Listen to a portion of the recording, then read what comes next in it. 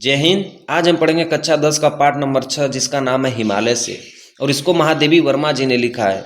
इस पाठ में सिर्फ हिमालय के गुणों का ही वर्णन किया गया है, और ये पाठ भाई यूपी बोर्ड के पेपर में बहुत ज़्यादा बार आते हैं, तो इसको भाई अच्छे तरीके से पढ़ लेना, चारों पद्यांश इसके। ठीक है, चलिए हम पद्यांश को स्टार्ट करते हैं। देखिए पद्यांश 1 में महादेवी वर्मा जी क्या कर रही हैं कि हे चिर महान। प्रस्तुत पद्यांश में महादेवी वर्मा जी हिमालय का महिमा का वर्णन करते हुए कहती हैं कि हे चिर महान। हे का मतलब हे, चिर का मतलब सदैव, महान का मतलब महान है। कि हे हिमालय, आप हमेशा से सदैव से महान हैं। यह स्वर्ण रश्मि, स्वर्ण रश्मि का मतलब सूर्य की जो सफेद किरणें हैं, छू श्वेत भाल, आपकी जो सफेद बर्फ है उसको जब छू लेती हैं, कि हे हिमालय जो सूर्य की सफेद किरणें हैं आपकी सफेद बर्फ को जब छू लेती हैं तो बरस जाती है रंगीन हास। तो चारों तरफ बरस जाती है। रंगीन हास का मतलब एक रंगीन हंसी बरस जाती है, चारों तरफ एक सुंदर सा माहौल हो जाता है, सुगंधित माहौल हो जाता है, एक रंगीन हंसी हो जाती है। सेली बनता है इंद्रधनुष। सेली का मतलब पगड़ी, बनता है का मतलब बनती है, इंद्रधनुष का मतलब इंद्रधनुष। तो जब सूर्य की किरण आप पे पड़ती है ना, तो मानो आपकी सर के ऊपर इंद्रधनुष की पगड़ी लग गई हो। कितनी बड़ी बात है दोस्त। कि परिमल मल जाता बतास, पर रागहीन तू ही मास। परिमल का मतलब होता है सुगंधित, मल मल का मतलब होता है अंग अंग, बतास का मतलब होता है वायु। तो सारे वायु में सुगंधित हवाएं बस जाती हैं।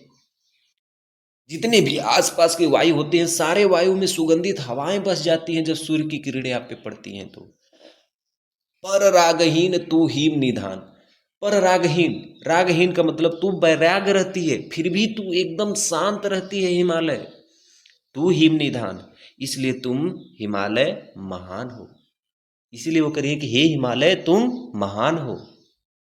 देखिए पद्यांश नंबर 2 में महादेवी वर्मा जी क्या कर रही हैं कि नभ में गर्वित झुकता न शीस।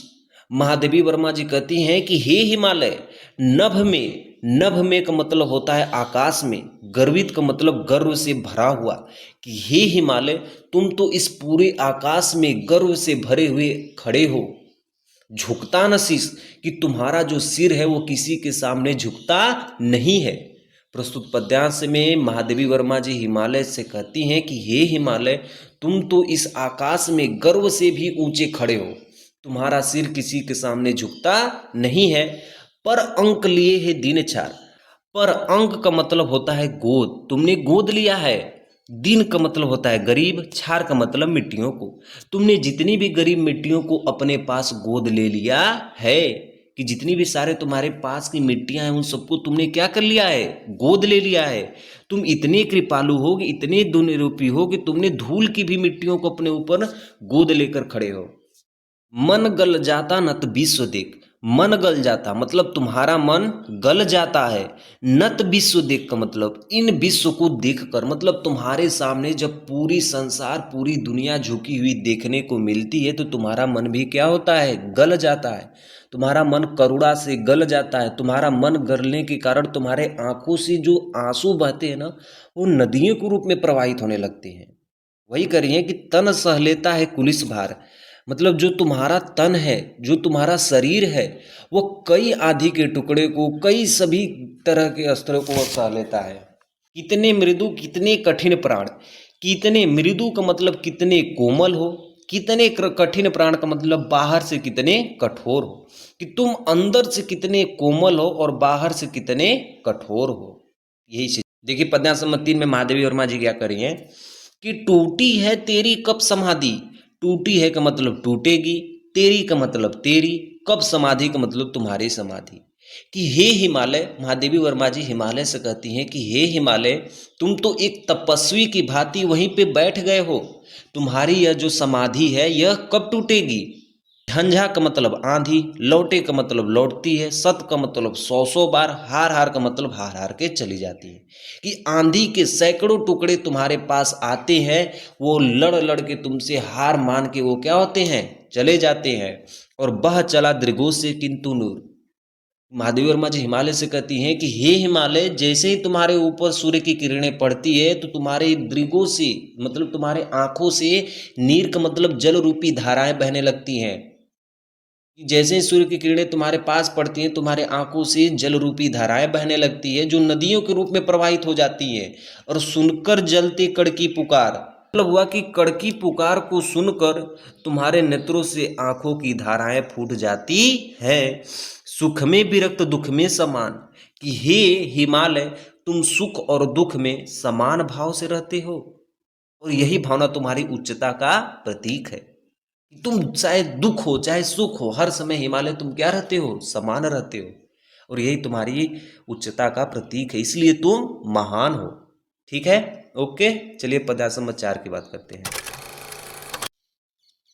देखिए पद्यांश संबंध 4 में महादेवी वर्मा जी क्या कर रही हैं कि इसमें वह हिमालय का वर्णन करते हुए उनकी जो साधकता है, उनके जो गुण है, वो अपने अंदर समाहित करना चाहती हैं। जैसे में देखो कि मेरे जीवन का आज मुख, मुख का मतलब होता है कि शांत या चुप, तेरी छाया से हो मिलाप। महादेवी वर्मा जी कहती हैं कि मैं यह कामना करती हूँ कि अपने जीवन में मैं जितना दिन मौन रही हूँ, तेरी छाया से हो मिलाप, कि तुम्हारी छाया में वो मिला दूँ। मतलब वो हिमालय के गुणों का वर्णन कर रही हैं कि जितने आपके आचरण है, जितने आपके स्वाभिमान है, मैं अपने गुणों को आपके गुण के संग मिला दूं। तन तेरी साधकता छू ले, कि जो मेरा तन है, जो मेरा शरीर है, वो आपकी साधकता, साधकता का मतलब होता है साधना। मैं आप मेरा जो तन है, जो मेरा शरीर है, वो आपकी साधना को छू ले।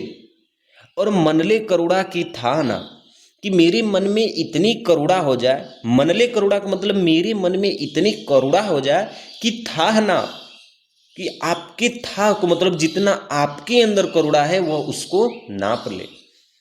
कि वही हिमालय जिसे कह रही हैं कि हे हिमालय, मैं आज तक जितना शांत बैठी थी वो तेरी छाया से मैं मिल जाऊं, और मेरा जो शरीर है ना वो आपके आचरण को छू ले।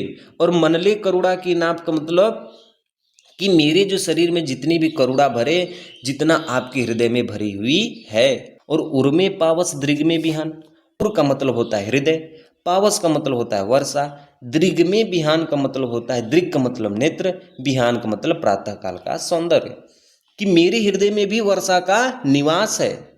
जिस प्रकार आपके हृदय में वर्षा का निवास है, उसी प्रकार मेरे हृदय में भी वर्षा का निवास है। और नेत्रों में प्रातः काली सौंदर्य हवाएं भरी हुई है।